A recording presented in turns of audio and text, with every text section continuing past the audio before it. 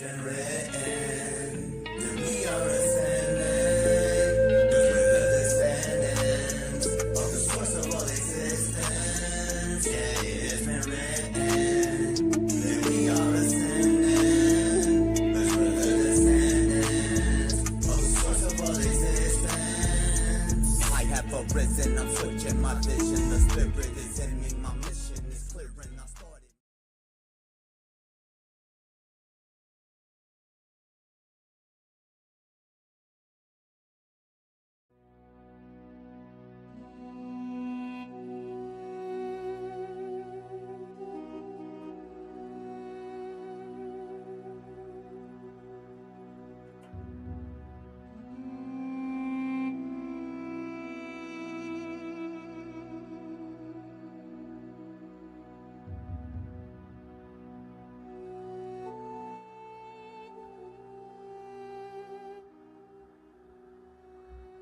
Welcome. Welcome to the Law of One, Book 4. Book 4. I'm going to say it again. Book 4. Are we ready to dive into some spiritual content? Hold on just a second here. There we go. I had to move something around. But you know, there's a vortex around us that Ra is trying to make us understand that's available to us, all around us. Not just going inside us, I mean into the deep spiritual depths of us, but all around us. You could call it a field. It's where all the laws assemble, all around us, right? So what I want to read to you is from this book, The Vortex. It's by Esther and Jerry Hicks. Now, Jerry Hicks has passed on, but Esther still does the teachings of Abraham. She channels Abraham. And it says, a simple way to understand the vortex is this. Before your birth into your physical body, you were born in the vortex. No resistance resides there. A part of the consciousness that was you is now focused into physical you, the you that you know now. The contrast of your life causes you to send rockets of expansion into your vortex, where the larger, non-physical parts of you exist. The vortex, which holds only your positive requests for improvement and expansion, holds no thoughts that contradict improvement or expansion. Now, Abraham talks or channels a lot about the law of attraction. And this book helps you to understand that. But the vortex around you is taking in everything that is you. And this is what Ra is trying to help us understand. It's that what is inside of us is having a conversation with what is around us and outside of us, around us. And it is important, just as important as your consciousness, as your higher mind, just as important as your egoic self, just as important as your physical body. So if you're ready, I'm ready to deep dive some more into this channel reading. Are you ready, Marcus? I'm ready.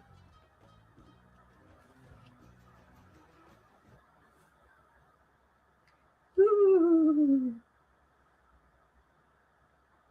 he's coming. He's traveling the vortex. He's going to speak to us.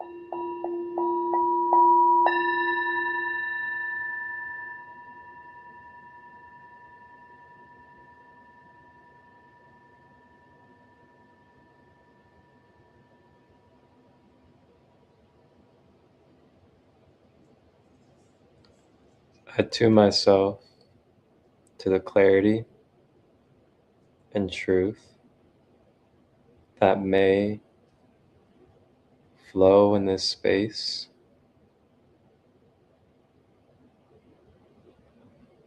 Welcome, everyone, and thank you for sharing this episode 95 of Ascending Beyond Limitations, the Raw Material Law of One. With that, enjoy, get cozy, grab your tea, cacao, whatever it is that you may enjoy with the plant remedies, and enjoy the vibrations.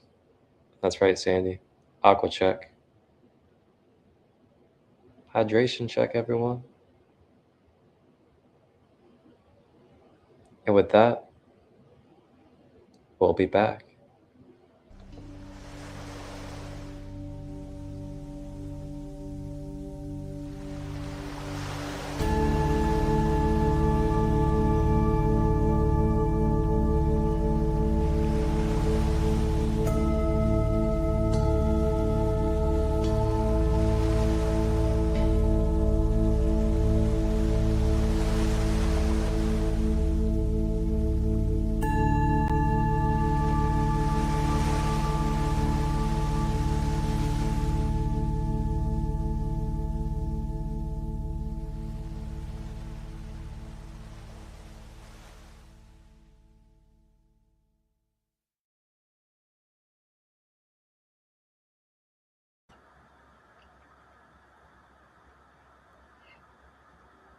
The song, the music bowls,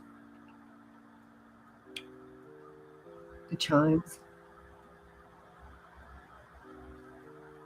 It released something in my throat chakra. And I notice whenever I have a release, literally, I cough 3 times in succession, and I do it 3 times.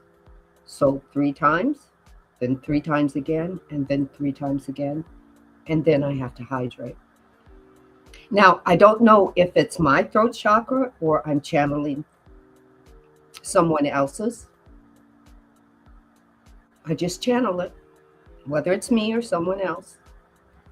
But I ask that the channel be authentic through me, through this session, this book reading. The channel of Ra holds truth that you get to take what resonates and leave what doesn't. Growth and expansion comes from your knowledge of what you need to know for you to experience what your soul has come here to do or say or be. You get to have influence of your higher self. It's not tell your higher self what to do, but you're explaining to your higher self what it means to love, to like something, to dislike something, to what the tastes are when you bite in to an apple or an orange. You get to give this information to your higher being. You also get to sit with your higher self and ask questions about what it came to learn, why it came.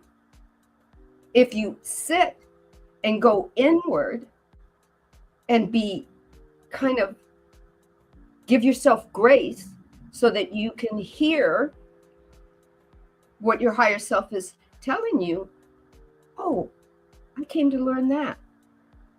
And not judge it. Your higher self doesn't want judgment, but it wants to know if it felt good to you. It wants to know why if it didn't feel good to you, why didn't it feel good to you? And then what you want next. Is it easy breezy? If it was easy, I think our souls would have probably said, no, we don't want to do this one. We're going to go somewhere else. Because I believe our souls are up for the challenge. I could be totally wrong, but I know my soul has told me that I am up for the challenge. This is why I chose your body, Sandra. Is it easy to be a Black woman in this industry now, in this kind of like evolution? In some places, yes. In some places, no. But my higher self said, I chose your beautiful color. I chose it for purpose. I chose you not being able, that I knew you weren't going to be able to hear in one ear, but that was free will. It had to happen for growth and expansion. Not because I wanted you to be miserable, Sandra, but it's for growth and expansion. And this is what Ra is teaching us. Growth and expansion. So here we go. We begin with the questioner. We are on, if you have a book, if you have the book, we're on chapter 4, page 47. Okay? But don't go out and buy the book. We're not telling you to do that. We don't get any kickbacks from telling you to go buy the book. But if you want to, go buy the book. Okay? The questioner says, I am sorry that I have so much difficulty in asking these questions, but this is material that I find somewhat difficult. I find it interesting that the very first experiment of uh, veiling the matrix of the mind from the potentiator of the mind and vice versa created self service to self polarity. So basically, what he's saying is that he doesn't, he finds it quite fascinating that if we're meant for service to others, which is the first law of love, he finds it interesting that the veiling of the matrix of the potentiator, us, or our mind, created service to self.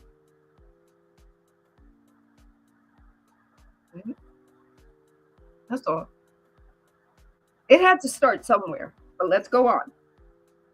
This seems to be a very important philosophical point in the development of the creation, and possibly the beginning of a system of what we would call magic, not envisioned previously.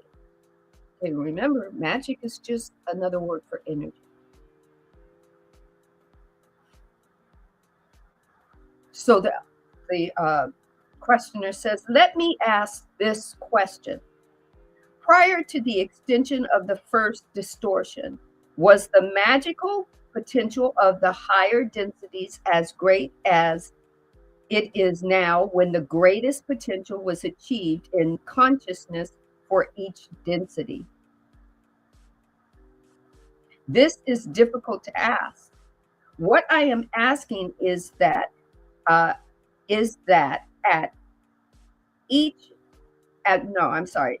the end of fourth density, prior to the extension of free will, was what we call magic potential as great as it is now at the end of fourth density? Because remember, all the densities were created beforehand. It's not that they happen just as we move to them. They were all created so that we could move through them. Right? Take what resonates, leave what doesn't. That's how I learned it. I'm quite sure going into more information, I might learn more that might open me up to, knowing something different. Maybe we don't move through it. Maybe it moves through us. Infinite possibilities. Prior to,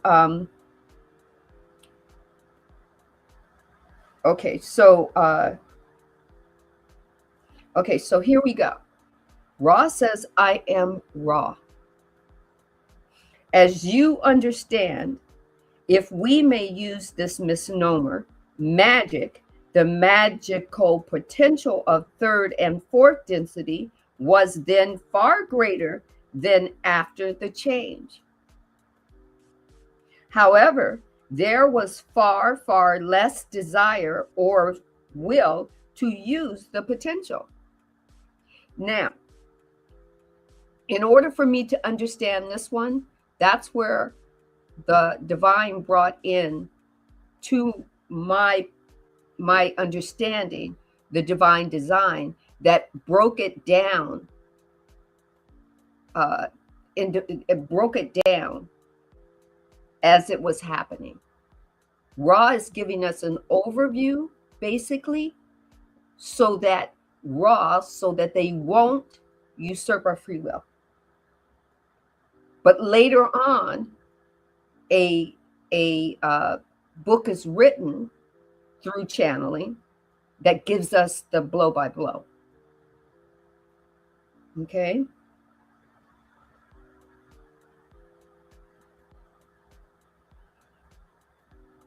So then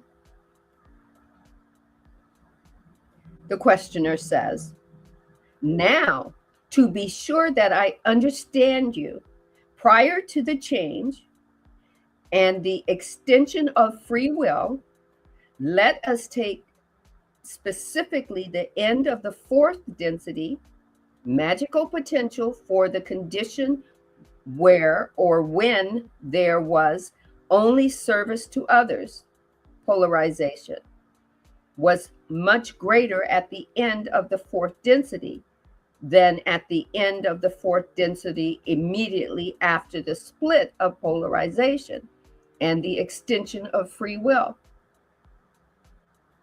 Is this correct? I am raw.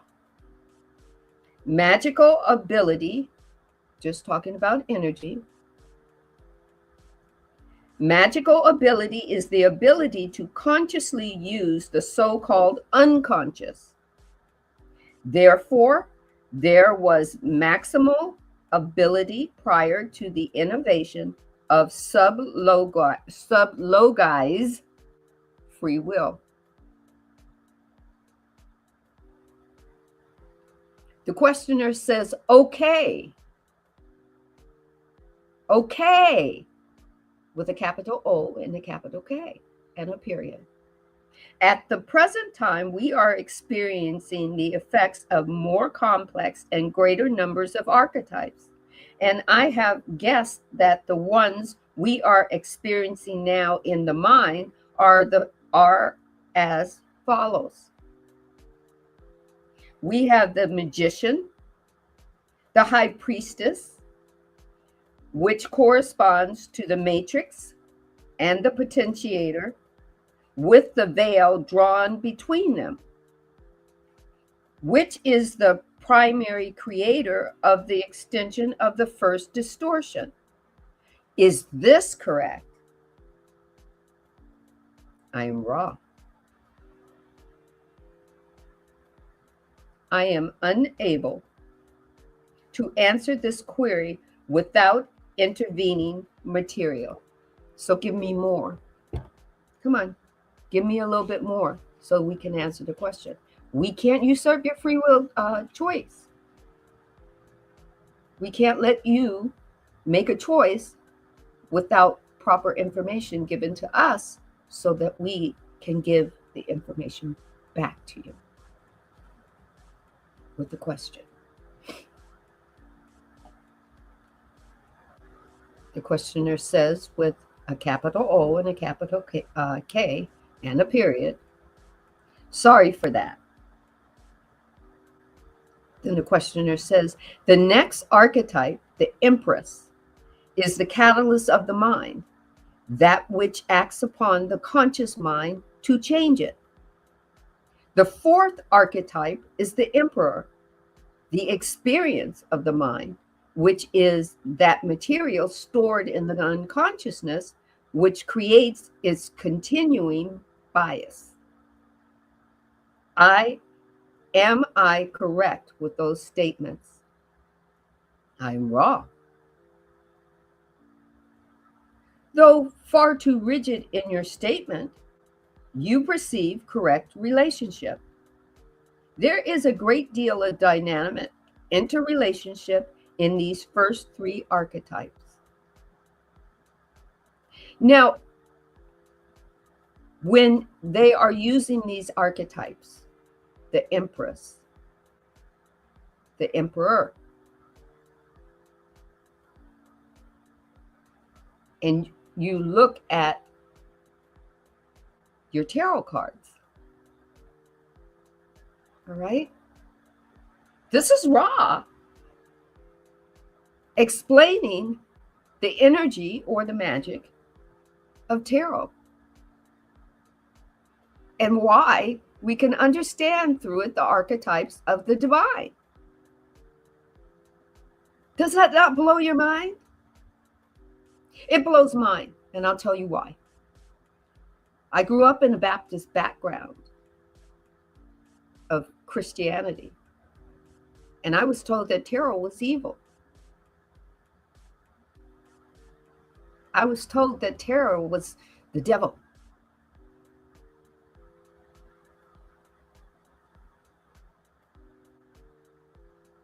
And then, guess what? when I stopped for a moment, as my Gemini self does, and say, what more? This is what more. Now, I haven't believed in that part of my Christianity back then, but I've opened myself up with the questions of what more and taken in what resonates and what doesn't until now I'm understanding. Now, guys, just because I understand it don't mean you have to, right?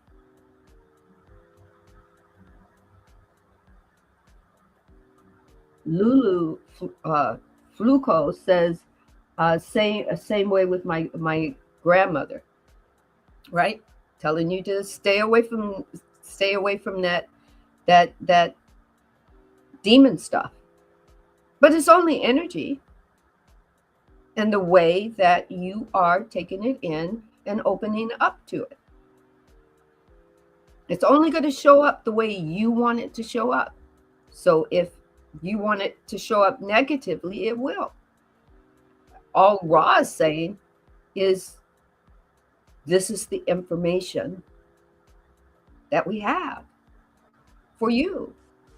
As much information as we can give you, so that you don't usurp your free will and make a choice that doesn't go with your conscious choice at the moment. Over to you, Marcus.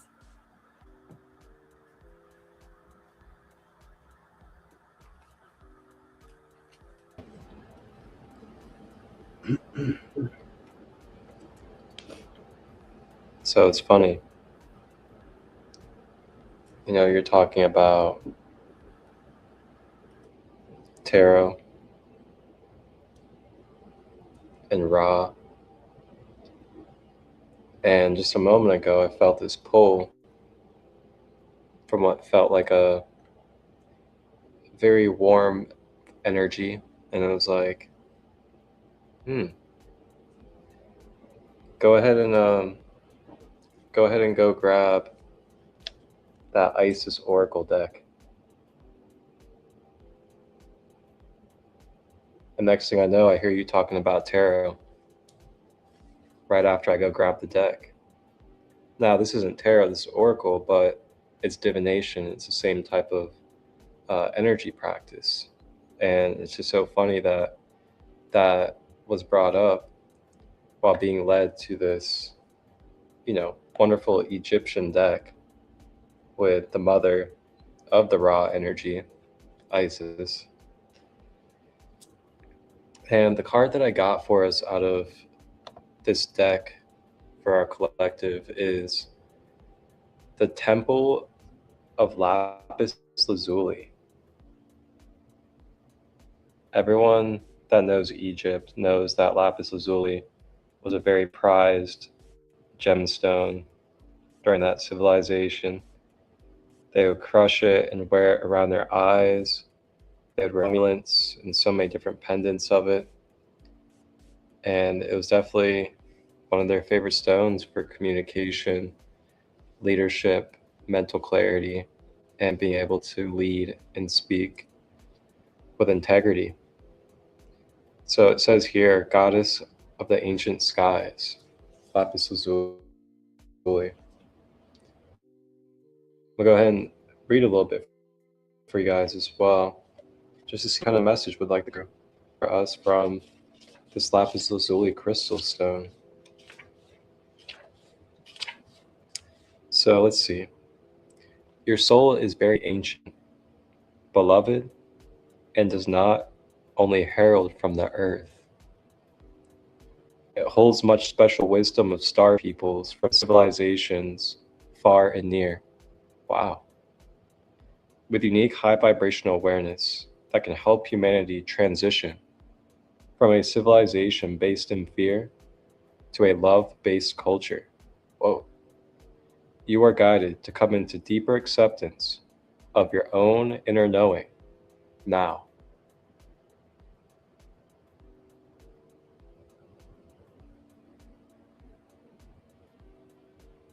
Holy smokes. I mean, that's read anymore. Wow.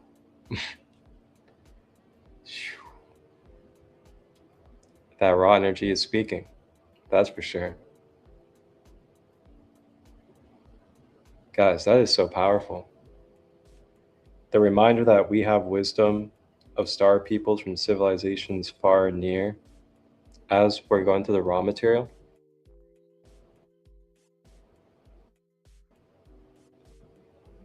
And we have a high vibration that can help humanity transition from a civilization based in fear to a love-based culture. It didn't say that we're building towards that or that one day we'll have that. It said that we have this high vibrational awareness that can help humanity transition from a civilization based in fear to a love-based culture. That's me. That's Sandee. That's all of you in the chat. That's all of you that's going to watch the replay. We have that ability to help our fellows and help our own self. Allow fear just to be a temporary moment, a temporary pass-through, a temporary experience of an observation.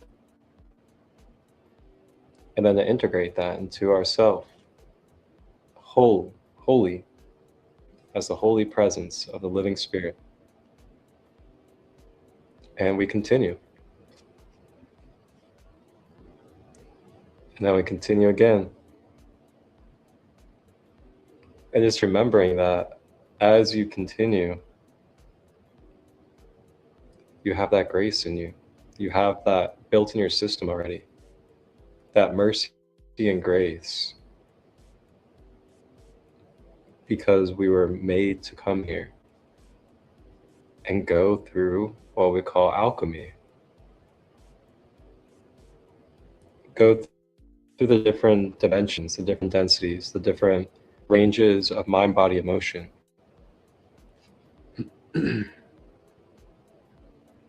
Alchemist. I love it. Wow. So the oracle comes to you with an offering of guidance. Remember who you are within, number one. I feel like we're getting the spiritual backpack again, like we did last year, 2 years ago.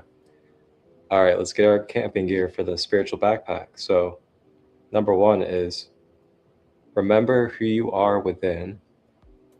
Check. Number two is do not try to fit with external models of how to be in this world. Ooh, that's well, go ahead and check that one off too. So that means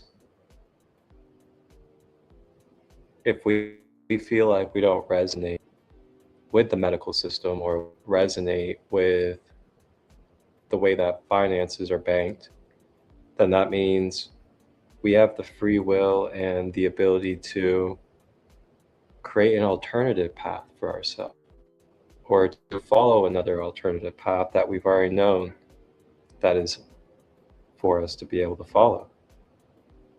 And just doing it if we would like, out of our own free will.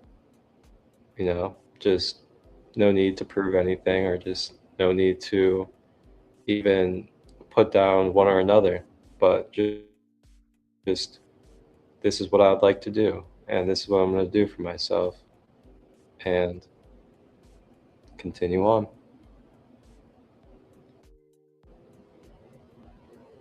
So just that reminder that you do not have to try to fit in with the ways of the world, the trends, and things of that nature. That even comes to what we call quote unquote authority figures. You know, you're not solely programmed or solely designed and birthed to just, well, this is the only one way to live life. If you don't live this one way, then You're a terrible being, terrible person. That just ain't it. So you are here to help birth a new way that is more aligned with your spiritual truth. You are guided to trust in your wisdom, to sit, contemplate any issues that you are questioning right now, and to trust the voice of your heart.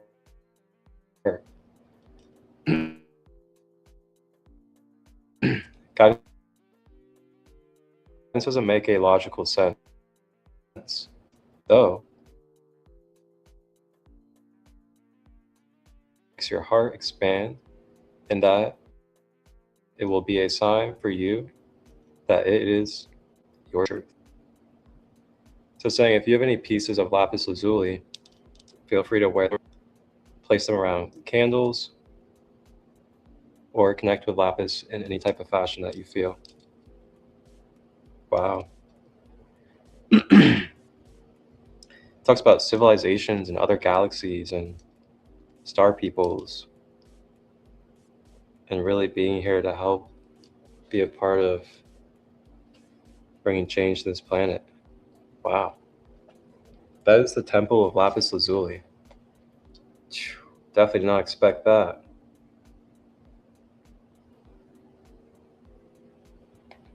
And that is the Isis Oracle for everyone.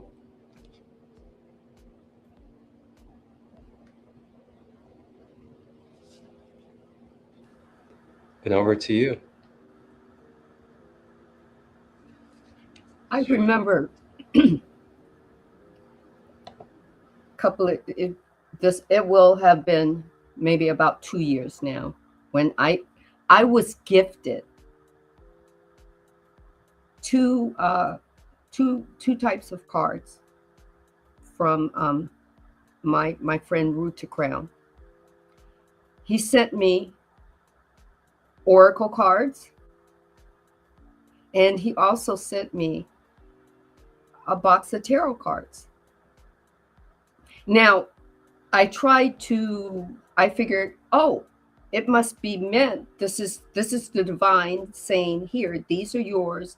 And it kind of, that I would be able to use both of them and be fluent in both of them. And when I found out that tarot was not the one that the creator was allowing me to learn from or vibrate from, better word, that the divine was utilizing the oracle cards, but I thought, and here's the human part of it, here's the egoic part of it, that there must be something wrong with me because I'm not vibrationally in touch with tarot, right? The thing is that the divine, because I was like, okay, then if it's not meant for me, I have to pass these tarot cards on to someone else who's going to be worthy. But the divine in meditation told me, no, I gifted those to you. When you're ready for them, you'll know. Ra is, I believe, making me ready for them, to understand them a little bit more. This is all a classroom. And guess what, guys? We are the teacher part of our classroom, and we are the student part of our classroom. What is taught to us, we get to learn, and then we get to teach that to someone else. Whether it's someone asking you a question and you're just having a conversation and you're answering it, or whether you're standing in front of a classroom or a Zoom meeting or whatever, giving this information, we are constantly in dual roles. And here is where Ra is saying, Ra is giving you basically cheat codes. giving you the overview. And simply because Ra, they don't want to usurp your authority in free will to make choices. But it didn't mean that the divine wasn't going to give you the blow by blow. It was just going to be with a different channeler, in a different book, in a different year, in a different season, in a different moment, and when you're ready.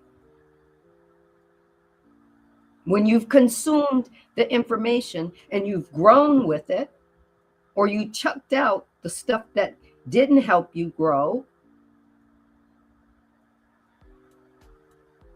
then you get to have a what next, or what now, or how much more, or how deep. Those are your questions. Those are just a few of the embodiment questions. There's infinite questions. You'll find the question that works right for you in the moment that you're asking or that the question is needed. Right? So the questioner to Ra's statement says, and I'm going to state what Ra says, though far too rigid in your statement, you perceive correct relationship. There is a great deal of dynamic interrelationship in these four archetypes. And the four archetypes were the Empress, which was the catalyst of the mind, which is supposed to be, which acts upon the conscious mind to change it. The fourth was the Emperor, this experience of the mind, which is the material stored in the unconscious, which creates it to continue by or continuing bias. Okay. So the questioner says, would the Hierophant, and that's spelled Hierofhant,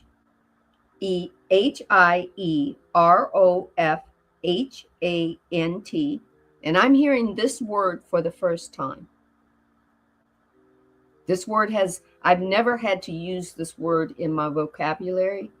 So while I'm reading it to you, if Marcus can look the word up, that would help me understand it better. Would the Hierophant then be somewhat of a governor or sorter of these effects, so as to create the proper assimilation by the unconscious of that which comes through the consciousness? I am Ra. Although thoughtful, the supposition is incorrect in its heart.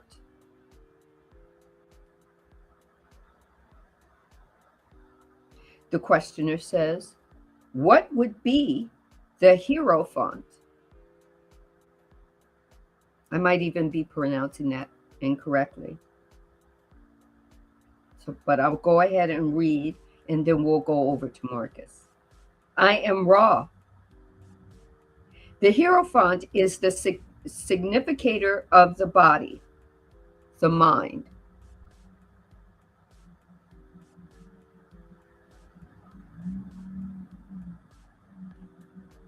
The mind complex, its very nature. We note that the characteristics of which you speak have bearing upon the significator of the mind complex, but are not the heart. The heart of the mind complex is that dynamic entity which absorbs, seeks, and attempts to learn.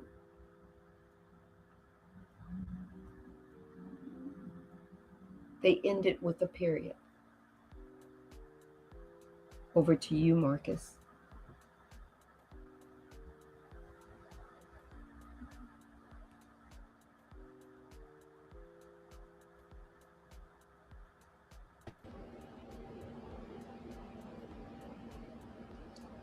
What is a hierophant?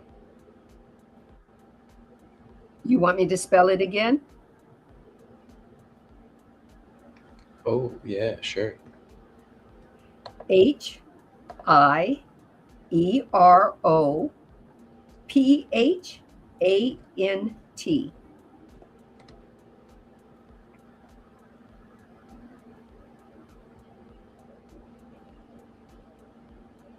Oh,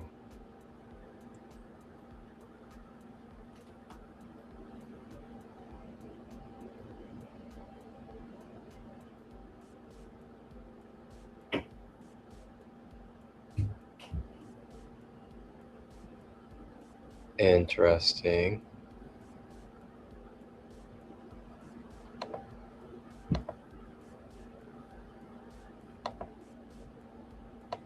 Okay, here we go. Guess who this is connected to?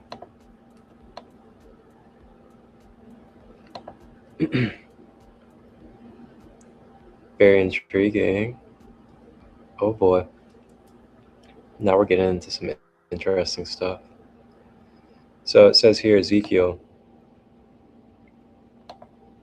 The prophet Ezekiel is viewed as the author of the book of Ezekiel that reveals a sequence of prophecies around the restoration of Israel, or God's kingdom, and the third temple. Ezekiel goes into great detail about his encounter with God and the four living creatures, or cherubim, with four wheels. Recent intelligence about Ezekiel is being shared to give deeper clarity on the impact of the changes transpiring with the four living creatures in our planetary grid network. Ezekiel was the hierophant of Pythagoras and the father of Pythagorean mystery schools, information that became increasingly distorted over time by Thothean groups. Wow, very intriguing. Love and light from Argentina. Welcome in. We're over here in the US. We got California and Pennsylvania. Welcome in from Argentina. How beautiful. Feel free to put where you're from in the chat if you would like. See where all of our beautiful communities tuning in at, connecting with each other. So this is ascensionglossary.com for everyone. You guys can always look into this yourself as well. They don't really talk about Ezekiel in the biblical type of sense. They're talking about Ezekiel in a more galactic perspective of him being a part of a kind of like Christos lineage that was here to help activate truth codes and activate Christo Sophia codes. It gets pretty deep when you get into this type of stuff. It's also dealing with like Mary Magdalene and the teachings of Yeshua as well. But it's talking about here, Ezekiel was the hierophant of Pythagoras and the father of the Pythagorean mystery schools. So that's very intriguing because we were talking about hierophants. So in this context, I feel like hierophant means like maybe like the head creator of it, or like the chief of it, or something of that nature. Wow, Pythagoras though. A lot of us know about Pythagoras, ancient Greece and the mystery schools. So then it talks about the family of Ezekiel. It talks about the golden eagle grid, which is one of the stargates of the planet. The violet flame.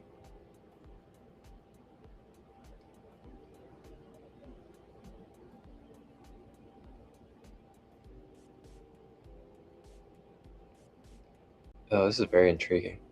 Talking about Babylon. If you know about the story of Babylon, they say that we're kind of like in a similar cycle to Babylon, where everything's kind of reaching a tipping point of maximum.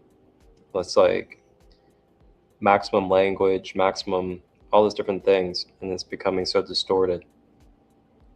And the story of Babylon is that the Tower of Babel fell because of how much polarity consumed the collective from being aware and living an embodiment of remembering that they were one with all. So then that's when the Tower of Babel fell. And that was the fall of Babylon back in the Sumerian time. Very similar story on Atlantis, actually, as well. They say the fall of Atlantis is because that collective of humans, that collective of beings, got consumed by their greed of wanting to advance with technology. And through that, they say that they ended up having a fall of their civilization. So it's very intriguing. You can look into many different scriptures and texts about the days we're in today, with the things that are taking place. And I just find it intriguing how this is getting brought up, and it talks about judgment on Israel, judgment on the nations, and future blessings for Israel. And that's just very intriguing. And it's not that I really get involved in that, but again, I just find it intriguing that it's getting brought up right here.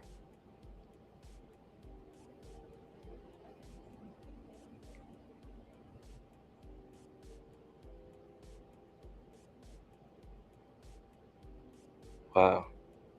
The Hierophant. Here we go. This is what I was kind of looking for, like something that kind of explained what a Hierophant means. So it says, as we uncover more about Ezekiel, these pieces in the timelines are relevant, sharing this insight for those that may find it helpful as we witness these pieces together. The words chosen for our toolbook, Hieros, is going deeper into the clarity of its origin every day. So Hieros is talking about divine union. And when it says divine union, it's actually talking about the intermarriage of your own masculine and feminine energy. That type of divine union, the union within, the lower self with the higher self. So it talks about here, Ezekiel, prophet, priest, the Hierophant, sometimes called the Pope, is one of the 22 trump cards comprising the major arcana. Oh, look at that. The major arcana. It's talking about tarot again. That's crazy how it's correlating to tarot now. So he's known as the prophet, the priest, the Hierophant, sometimes called the Pope. Number 22. Interesting. And then the Stargate, the 10th Stargate, the grid that he's a part of, is located in Iraq and Iran.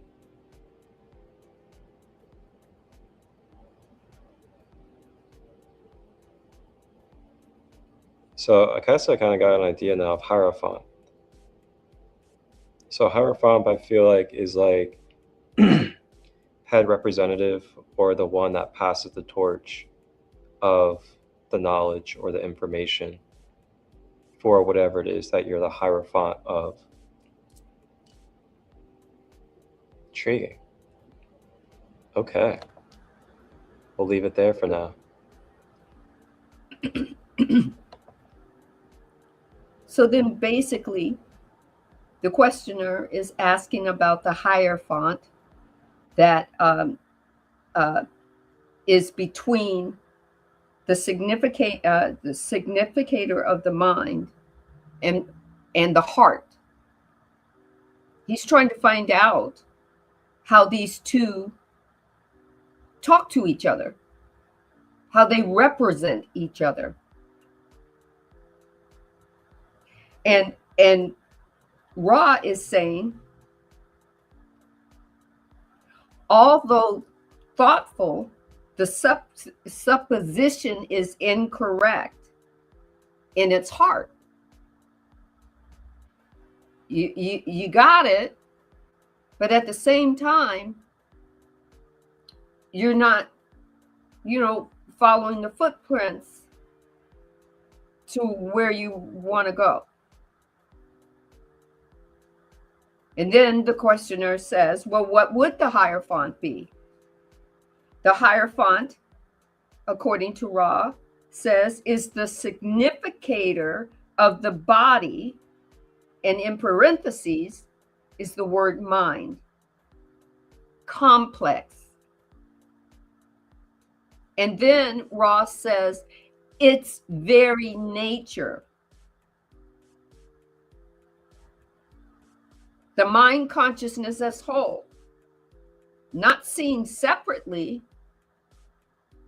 from your heart chakra, not seen separately, but as a whole.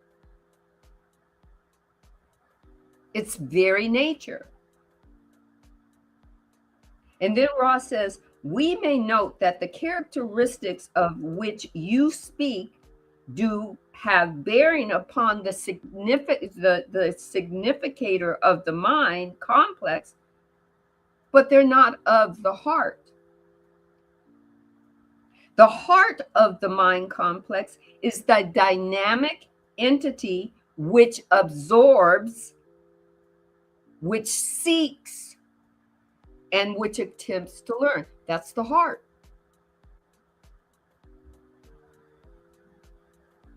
Not the heart that's pumping your blood, but your heart chakra. Because your heart chakra combines your lower chakras with your upper chakras. It's like in the middle and holding the hand and saying, all right, let's energy buzz. Right? Or not right. Take what resonates. I'm just loving Ra now. Thank you for that channel. I understand it now. That's what the Hierophant is. It's leading you to, guiding you to the next thing that connects you. Oh, from the outside in and from the inside out. Helping you learn. Or in this case, Ra is saying attempt to learn. Attempt to seek. Attempt to absorb. So then the questioner says, then is the Hierophant that link, might you say, belonging between the mind and the body? I am Ra. This is a strong relationship between the significator of the mind, the body, and the spirit. Your statement is too broad.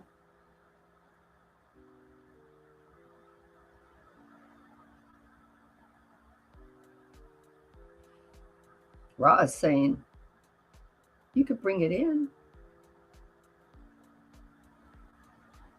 Right? The questioner says, let me skip over the Hierophant for a minute, because I am really not understanding that at all. I just asked if the Lovers, okay, the Lovers is one of the tarot cards that also, I haven't opened my tarot pack in a long time, but I hear people talk about when they read the tarot, the Lovers.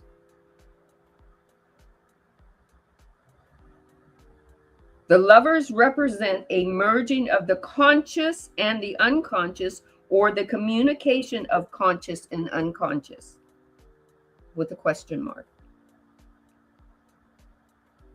I am Ra.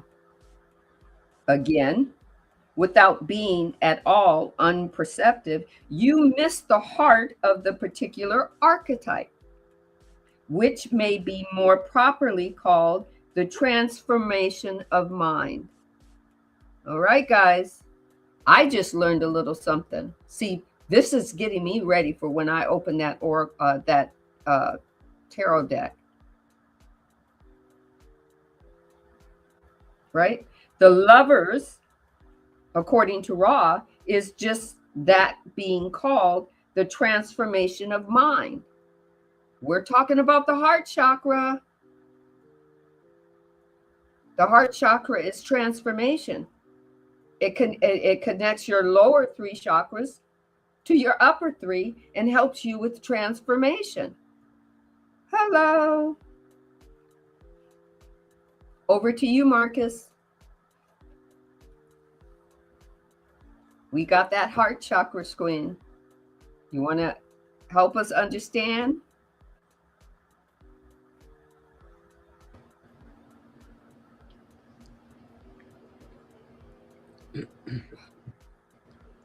The heart chakra.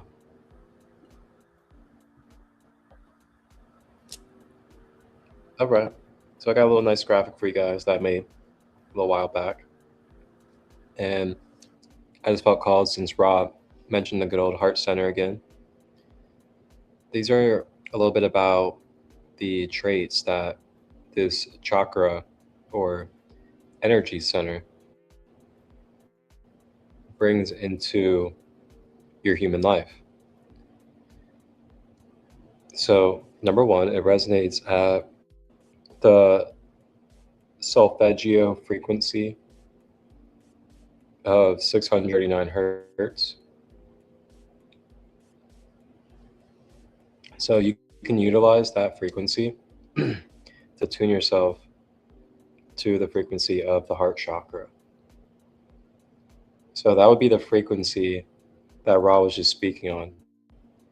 And if you utilize this frequency through different forms of sound healing and instruments and tools, then you can tune into that frequency that Ra was just describing. So then it's also associated with the color green, which is also a frequency. So green is a manifestation from the frequency 639 hertz through sound and light pattern. So each chakra also governs mental, emotional, and physical parts of our well-being. So the physical parts that it governs is the heart, the lungs, the chest, the arms, and the hands. And the kind of metaphysical energies or attributes that you connect with is that feeling of unconditional love. And the reason being is because it's that stream point, or it's that center point for the streams of your higher and your lower to be able to flow through you in a balanced nature. So that brings unconditional love. You feel love from the mother, you feel love from the father. You feel love from heaven, you feel love from the earth. And it's not about thinking about it, it's not about talking about it, it's about embodying it, feeling it through your system as an individual human. So when you have compassion, through that type of energy and connection, you're able to develop compassion. And I firmly believe compassion is a skill. Like, it's something you have to develop. You know, you don't just innately have a ton of compassion.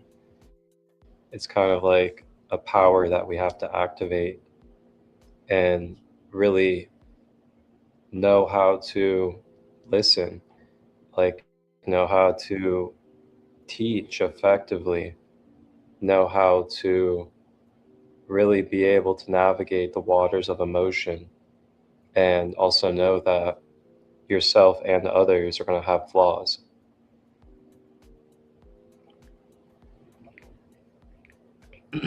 Empathy. I think empathy was kind of what they were hinting at a little bit with the power that Ra was talking about with this energy center, is the power of empathy. Empathy is that ability to be able to feel what others are feeling that are not you as an individual, and not only feel it, but take on that energy as well. And then that taking on, you can absorb that energy. I remember Ross talking about absorbing with the heart chakra. And you can absorb other people's emotions and energy through your heart chakra. That's what empathy is.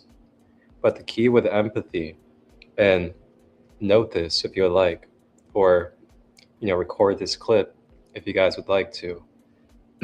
But for my empaths out there, I love you guys, and I'm an empath as well. but you got to know your bounds of what is good for your energy and what's draining your energy, or what is overstimulating your energy in times that you need balance.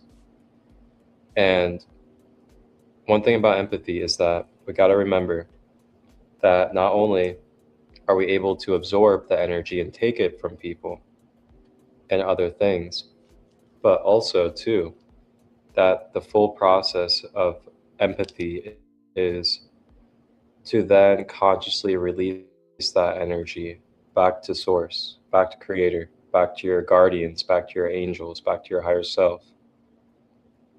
And that is the full process of empathy. The power of empathy is not you take on their energy as a sacrifice and now you're punished and you have to go through their karmic energy. It's take it on, but then remember in your power, standing in your sovereignty, standing in your I am presence, that I am taking this on for them, but I am also transmuting it with them and for them as well. Sovereignty. And as we remember that, then we don't feel like we're becoming victim. We don't feel like we're then taking on those thoughts, those emotions, that weight that we feel like is not ours. So just that reminder with the heart chakra, it does absorb energy. And, that's why we have this cliche where we say, protect your heart. A lot of us say that, but may not even have a clue why we say that.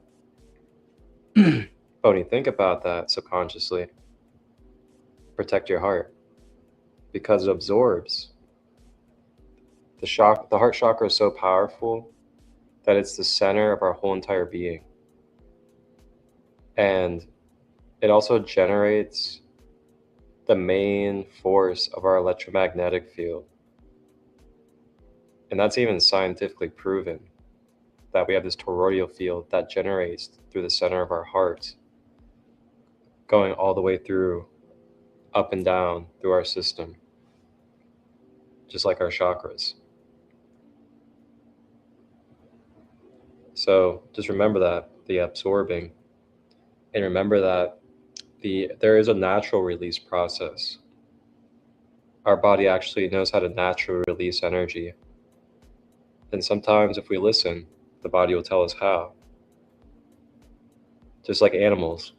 Animals know exactly when to shake energy off.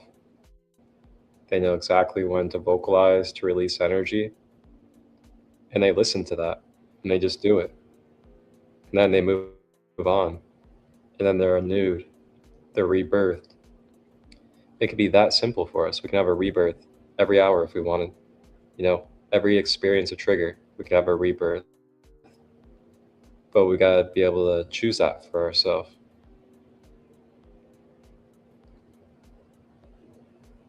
Wow, the heart chakra. Thank you, Ra, for bringing up that good old green energy center once again. Book number 4. I think he's brought up the heart chakra at least once in every book. Yeah, say well, it's definitely coming up a lot in this one. Right? Do we have time for one more question and answer? All right. So the questioner says, transformation of the mind into what? I am Ra. As you observe archetype 6, you may see the student of the mysteries being transformed by the need to choose betwixt the light and the dark of the mind. The questioner says, would the conqueror or chariot, of course, if you know anything about tarot, that's conqueror is a card, tarot, chariot is a card, but the cards are material representative of energy or beingness. So the questioner says, would the conqueror or chariot then represent the culmination of the action of the first 6 archetypes into a conquering of the mental processes, even possibly moving the veil? I am raw. This is most perceptive. The archetype 7 is one different or difficult to enunciate. We may call it path. We may call it way, or the great way of the mind. Its foundation is a reflection and substantial summary of archetypes 1 through 6. One may also see the way of the mind as showing the kingdom or fruits of appropriate travel through the mind, in that the mind continues to move as majestically through the material it receives as a chariot drawn by royal lions or steeds.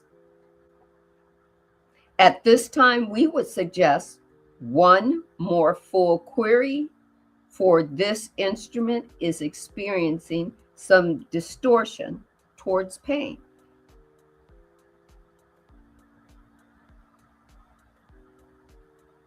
The questioner says, I will then ask just about one of the archetypes which I am the least able to understand at this point, if I can use that word at all. I am still very much in the dark, so to speak, in retrospect to the Hierophant and precisely what it is. Could you give me some other indication of what that is? I am raw.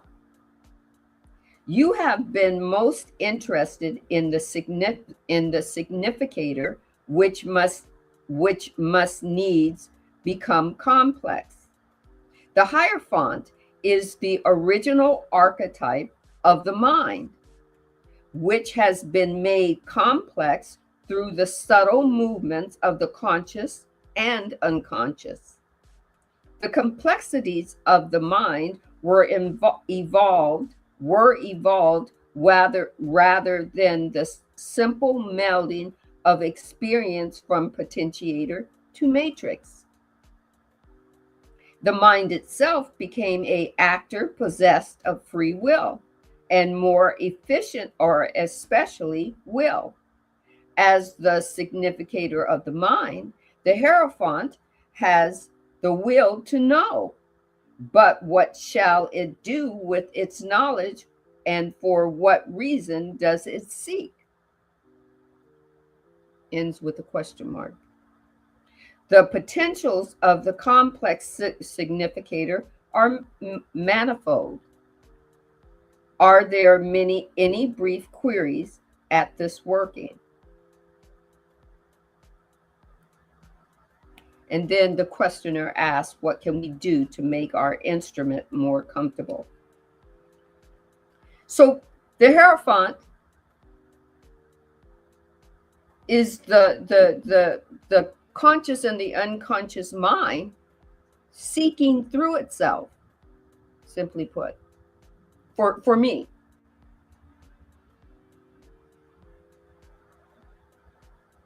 In complex to subtle movements through the conscious and unconscious. The unconscious keeps everything that we see outwardly in the world, or that our egoic system tries to make sense of, and then it stores it. And then it seeps information to our mind that turns it in to a experience, possibly. It's seeking, the Hierophant is seeking knowledge through this process. No right or wrong, It's just seeking knowledge through its process. It's seeking knowledge from root to sacral, to solar plexus, to the heart chakra, to the throat chakra, to the third eye, and to your higher self.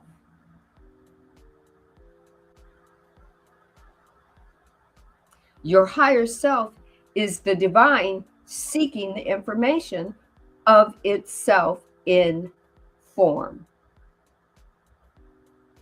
Take what resonates, leave what doesn't.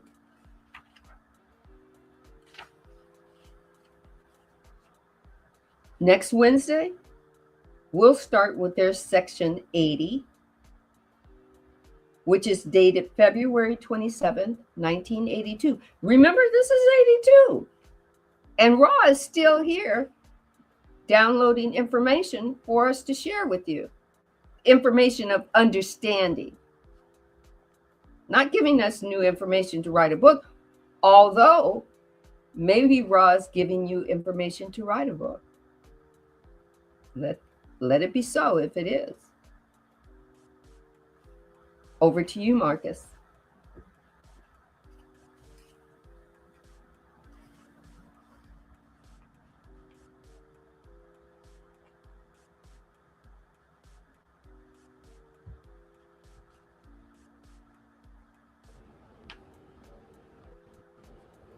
I don't really have much more for us tonight.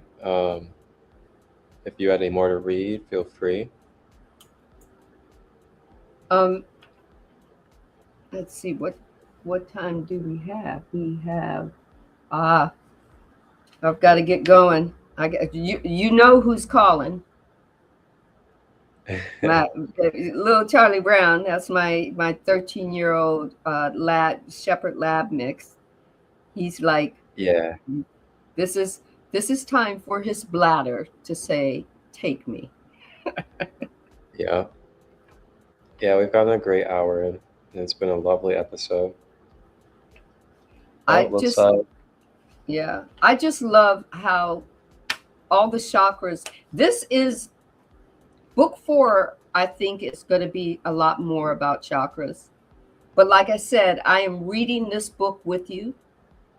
I've had it for a while, waiting to get to book 4. Right? And here we are.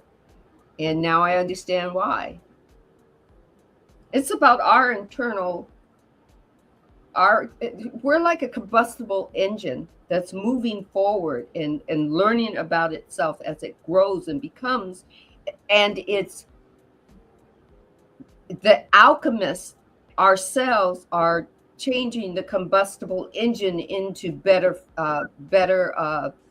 what do you call it?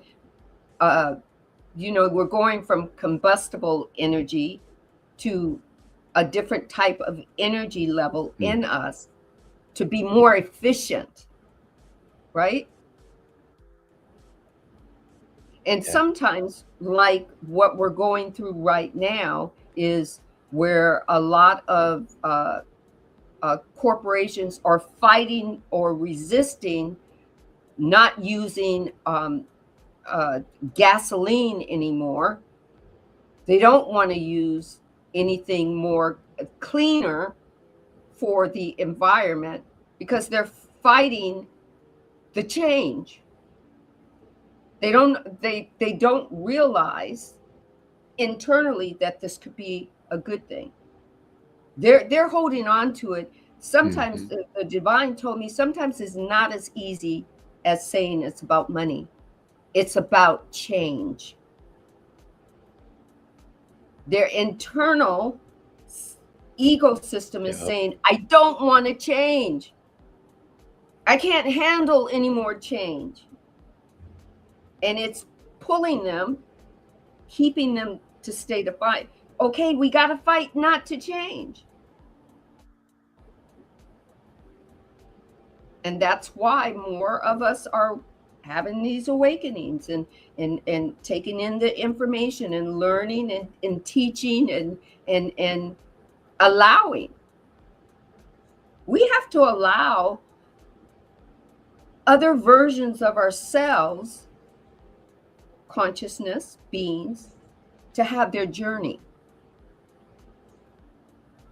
It may not feel, once we're awakened, we can't go back to sleep, but that's okay. It's okay if they want to go back to sleep. Guys, let them sleep. They're going to wake up again. But the pendulum, or in this case, the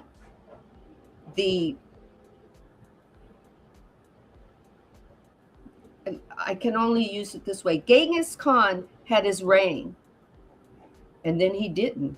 That's how we got here. That's the one that the divine just keeps me. He had his reign of what he thought he was doing, and he thought that control was part of the story for his whole, what he thought the whole world should be, that he could reign the whole, the whole, and then he didn't. Every dynasty falls. And when dynasties fall, they just happen to be loud, because they're pushing back against change. But in that, we have to understand that they are a version of us that's having a story. And the hardest thing we can do is say, I see that version of me and that story. I don't necessarily agree with it, but I'll move back and let that story play out. I don't have to play in that playground. I do have to allow that person to have that frame of thought, as long as it's not hurting you or someone else. And it doesn't mean that we can't have concern for people that are getting caught in the path. We can say that does not feel right to me, and then we can say, how can I play in this arena without usurping everyone's free will? It's hard, but that's part of what we have in our chakras. That's in the heart chakra, to learn how to take in or take in other people's energy, and how to surrender it, and surrender it with unconditional love. That's not an easy process, but that's like Marcus showed us, that's how we embody other people's pain. We don't have to keep the pain, but if we hold space for them and we allow them in, then we give them two things: the moment to hand over the pain to us, so that we can help them see that they have within them the ability to alchemize themselves. But okay, I'll alchemize it for you right now, but don't hold on to it. It wasn't yours to hold on to. It's yours to give over to the divine, who was seeking it itself. The divine said, give it to me. And as you're giving it to me, you're explaining how it feels to you.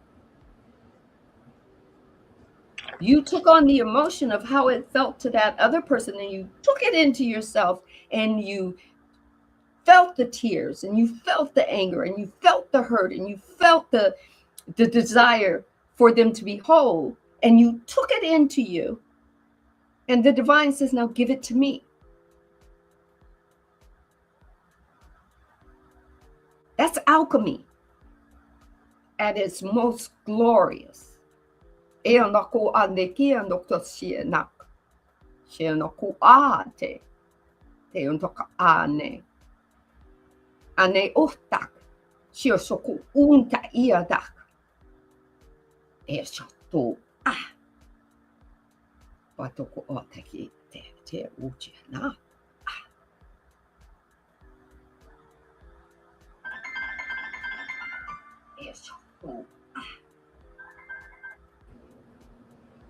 I heard that. Yeah. I heard that light language in the background. Yes. So for The everyone who was here, be steadfast. For everybody that's going to see this in replay, be steadfast. Wholeness and balanced love to you and to yours.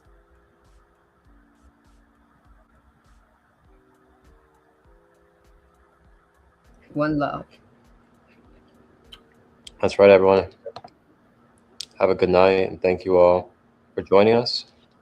And coming up in 3 days, the official launch of the Sacred Kingdom first ever website. Years in the making for this moment. And we have a whole worldwide community for you of beautiful, beautiful souls ready to serve, share their gifts, help you develop in your ascension process, your creativity, as well as your entrepreneurship. I can't wait for this to come out and allow you guys to really explore what we have to offer as a Sacred Kingdom. Myself, Sandee, are a part of this wonderful community, and many more. So get ready. There's also going to be a Mystery School Academy where you guys will be able to receive mentorship if that is something that you are looking for, as well as guidance, courses, programs, and so much more. So enjoy on the closeout. I will be playing a preview of what all this website is going to entail for you guys. And everyone have a blessed night over there. Wholeness and love. Imagine booking a soul session, ordering crystals, and joining a live retreat from your phone. For too long, finding the right healers, the right products, the right community has meant endless searching across scattered corners of the internet. That changes now. The Sacred Kingdom has arrived, an online hub where a worldwide directory of holistic practitioners, readers, life guides, organic makers, musicians, a crystal shop, books, and more are all waiting for you. Book one-on-one sessions, order products, and discover Kingdom members serving locally in your area, all from your fingertips, wherever you are, whenever you're ready. Stay connected to upcoming events and retreats, both online and in person. Tap into a YouTube channel built for real conversation, hands-on holistic learning, and free giveaways. And there's more coming: courses, programs, a holistic recipe book, and the Sacred Kingdom Mystery School Academy mentorship. This is a space built on love, compassion, and the belief that conscious living should be accessible to all walks of life. Visit thesacredkingdom.com, and if you feel called to build from within, email Marcus Christolight at marcustut23@gmail.com about joining the Kingdom Council. The Kingdom is open.